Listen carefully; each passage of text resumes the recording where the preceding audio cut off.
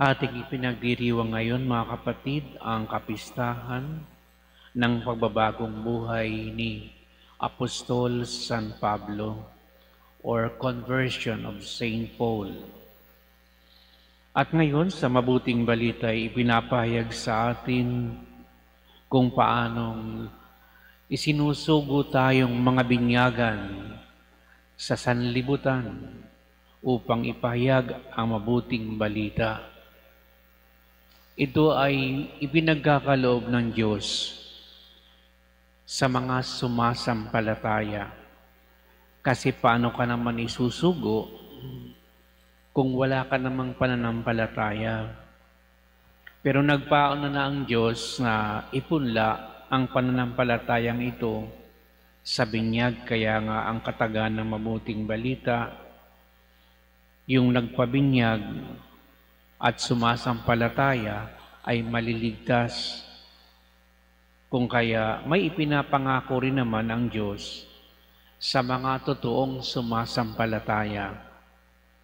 At mayroong mga natatanging pangitain o tanda na totoong ang sumasampalataya na tayo sa Diyos bilang mga binyagan. Ang pangako ng Diyos ay sa kabuuan, hindi tayo maaano kahit daw uminom ng lason, matuka ng ahas, o kung ano pang kapahamakan tulad ng pag-uusig. Sa kabuuan, ito yung mga krus na pwedeng pagdaanan ng isang taong nagpapahayag sa ngalan ng pananampalataya. Parang ginagarantiya ng Diyos na we will be enjoying His protection all the time. Kahit nga sa harap ng pag-uusig, sinasabi niya, siya ang magsasalita. Huwag tayong mag-alala kung ano ang sasabihin natin sa mga taong taga-usig natin. Sapagkat siya na mismo ang gagawa ng paraan upang makapagsalita tayo ng buong katapangan sa ngalan ng pananampalataya. At marami na mga kapatid, mga saksi dito. Sa dinami-dami ng mga santo ng simbahan, lalo na ang mga naging martir, Pilipino man o ibang lahi ng mga santo, sila ay talagang totoo na sumaksi sa pananampalataya. At siyempre, saan ka pa? Si San Pablo Apostol ang pamuso natin na halimbawa sa kanyang kapistahan ng pababagong buhay ngayon. Sapagkat alam natin ang kasaysayan ni San Pablo, isang taong taga-usig ng mga Kristiyano dahil siya ay matapat sa batas ng mga Hudyo bilang isang pariseyong aral sa batas. Ang akala niya, ang bagong relihiyon na itinatag ni Jesus ay isang huwad na relihiyon. Kaya inuusig niya, nag-iikot siya upang ipapatay ang mga Kristiyano. Pero ito rin yung naging daan at sa kapistahan na ito, ipinagdidiwang natin ang kanyang conversion. Na mula noong siya ay parang nakidlatan at sa loob ng 3 araw ay siya'y nabulag, doon niya napagtanto na si Jesucristo pala ang kanyang inuusig sa pamamagitan ng pag-uusig niya sa mga Kristiyano. At yun ang simula ng pababagong buhay ni San Pablo. At tulad ng sinasabi ng mabuting balita ngayon, siya ay naging isang masugid na apostol, hindi lamang sa mga Hudyo, kundi lalo na sa mga Hentil, sa mga hindi kasali sa bayang pinili ng Diyos, na hanggang ngayon, ang kanyang mga sulat, tinatawag nating letters of Paul or epistle of Paul, ay punong-puno ng mga pangaral na naging daan upang siya maging saksi sa mabuting balita. At ano ang katuturan sa atin ng buhay ni San Pablo?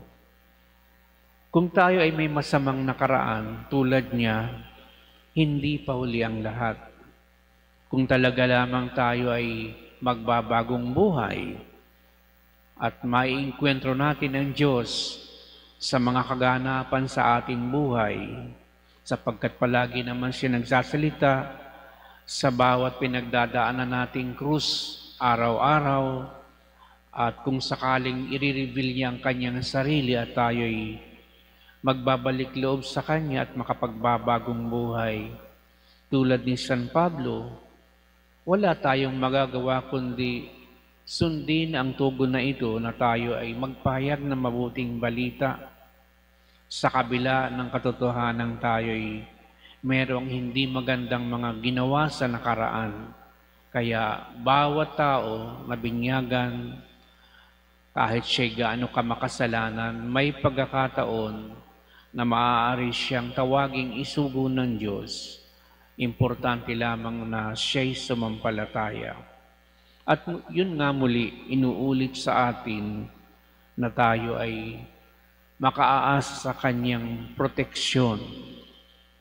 Dahil sa panahon na tayo harap sa matitinding krus, bunga ng ating pagharap sa mga alalahanin sa pagpapahayag ng mabuting balita, siya na ang mangunguna. Sapagkat ano ba ang taong may pananampalataya? Ang taong may pananampalataya ay pinananahanan ng Espiritu ng Diyos. At kung Espiritu ng Diyos ang nangunguna sa buhay natin, sino bang pwedeng kumontra dyan? Kahit pagharap sa kamatayan, at yan din ang kataga ni San Pablo, walang makapaghihiwalay sa amin o sa atin sa pag-ibig ng Diyos. Gutom, tabak, pag-uusig, kamatayan, karukhaan, lahat ng ito ay hindi makapaghihiwalay sa pag-ibig ng Diyos. Nang ibig sabihin, dahil sumasa kanya ang Espiritu ni Kristo, handa niyang suungin kahit ano para kay Kristo. Yun ang totoong mananampalataya. Wala na siyang kinatatakutan, basta maipahayag lamang niya ang mabuting balita. At ito ay hindi eksklusibo, mga kapatid, sa mga katulad ni San Pablo. Tayo bilang mga binyagan ay dapat din na napatuloy na nananalangin at nagsisikap na higit na mapagyaman ang pananampalataya upang tayo ay maging katuparan din ng kalooban ng Diyos sa araw-araw, at least sa ating pamumuhay, tayo ay nagiging saksi ni Kristo sa sambayanan at sa sanlibutan.